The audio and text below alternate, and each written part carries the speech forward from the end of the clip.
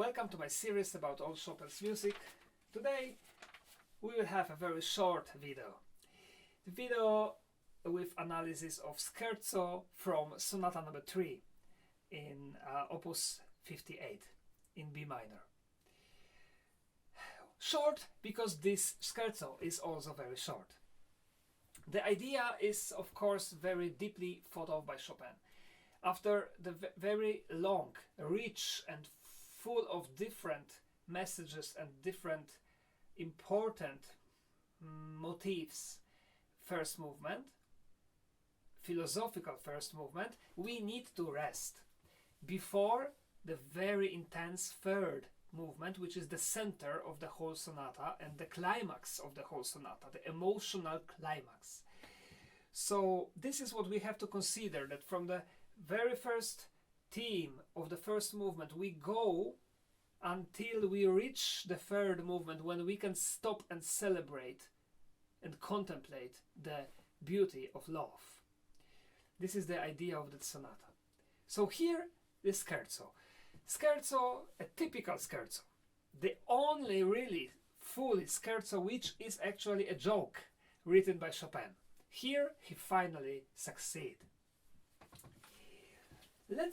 I play for you now the part A of the Scherzo and then we analyze it.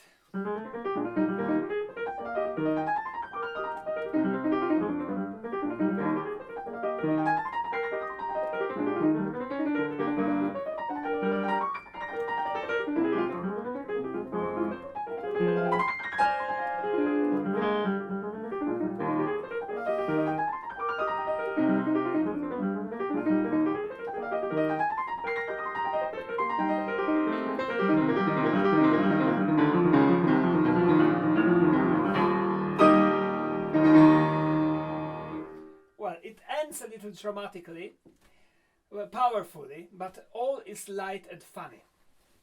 Okay, but how it is really written? Very simple.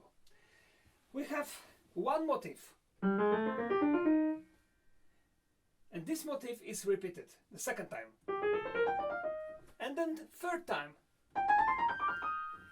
So you know, I like to imagine something very, maybe it's stupid, maybe, but funny. That this is the father, then the mother, and then the kid. When you think about it while listening, you must smile. Because after kid, everything goes down and the father concludes the whole sentence. Look. Mother.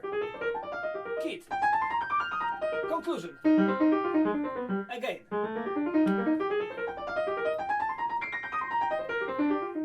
This is the first big phrase. Then everything is repeated, but in a different key.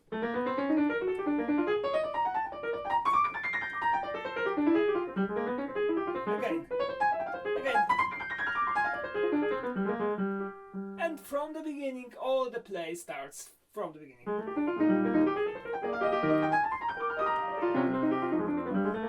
So if we play it slower, then we can maybe really catch it. What has the left hand then? Almost nothing. Believe it or not, this is the left hand.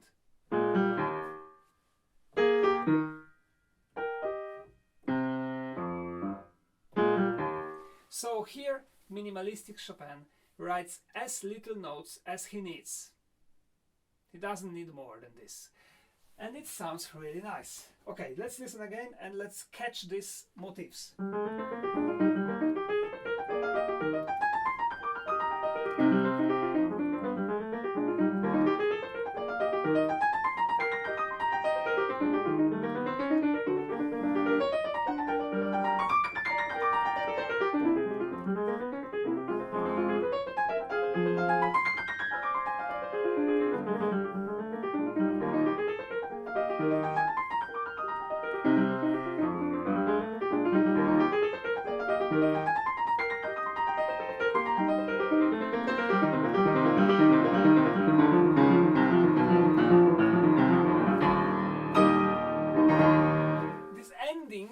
Part A is quite important because we have this motif ta-ta-ta, which is important.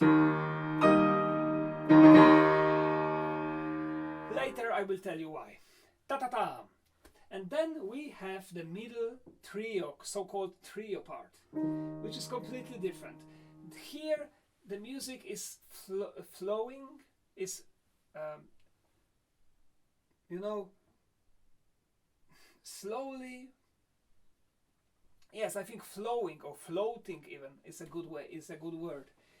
We have no accompaniment, only long notes of the left hand, and we have a very interesting conversation of many motifs. Just listen.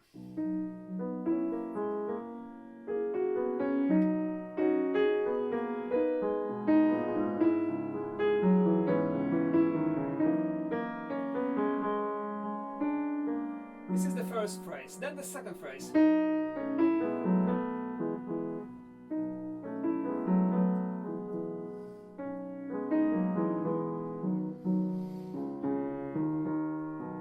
And now middle part, which is a little bit more dramatic, and now listen very carefully. Now you know why this motif was so important. Again. And then that was the end of the middle part, and we come back to part A.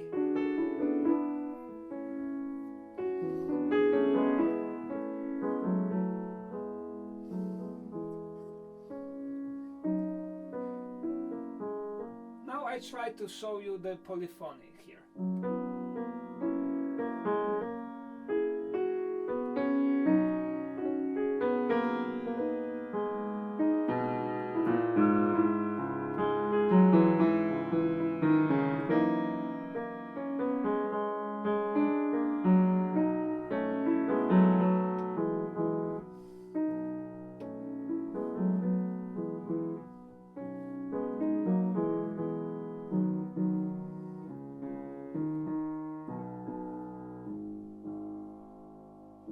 And we come back to the beginning.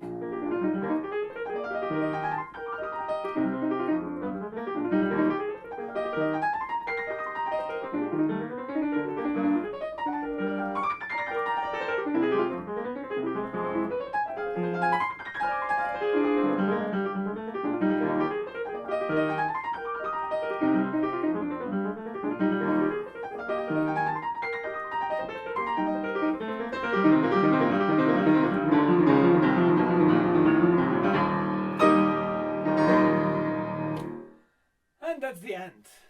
Very short, but so shining, so light, so beautiful. Such a fun to play when you finally learn it. Of course, it's not very comfortable to play, but definitely a very, very good. The piece which a very effective piece. That's the word I was looking for. So this piece is just to calm us down, to lose all the tension that we had after first movement, so that we can fully be prepared and enjoy movement number 3, about which I will make another video, so please stay tuned and wait, soon it will be published. Thank you so much for being here, and see you again. Bye bye.